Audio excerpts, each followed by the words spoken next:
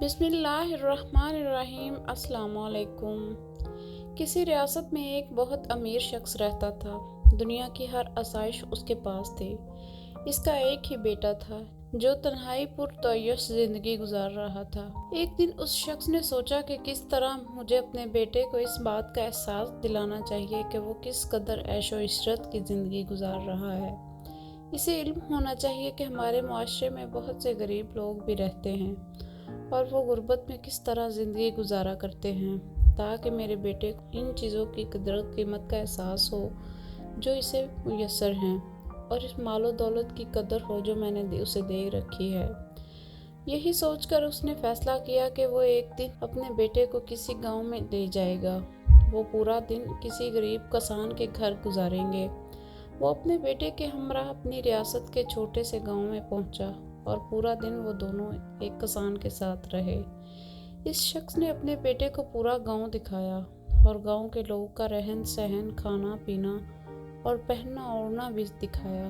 गर्ज इसने अपने बेटे को गांव की ज़िंदगी के अच्छी तरह रोशनास करवाया। अमीर आदमी के बेटे के लिए ये सब कुछ बहुत नया और अनोखा था। वो इंतहाई दिलचस्पी से सब कुछ देखता रहा। गांव से वापसी पर इस अमीर शख्स ने अपने बेटे से पूछा, बेटा ये पिकनिक कैसी लगी? बहुत अच्छी, बेटे ने जवाब दिया। तुमने देखा गरीब लोग किस तरह जिंदगी गुजारते हैं? बाप ने पूछा। जी हाँ, बेटे ने मोहतमाना लहजे में जवाब दिया। और इससे तुमने क्या सीखा? बाप ने पूछा। बेटे ने कुछ देर सोच कर जवाब दिया। मैंने देखा कि हमारे पास घर में एक कुत्ता है और उनके पास गांव में 4 कुत्ते हैं। हमारे पास एक स्विमिंग पूल है जो हमारे घर की हदूद में है, जबकि उनके पास दरिया है, नदियां हैं जिनके कोई हद ही नहीं। हमारे पास कीमती बल्ब और ट्यूब लाइटें हैं जो हमारे घर के बगीचे में रात को रोशन रखती हैं, जबकि वहाँ गांव में गरीब लोगों के सिरों पर चमकते धमकते सितारे हैं जो अंधेरा होते ही खुद ब खुद चमकने लगते हैं।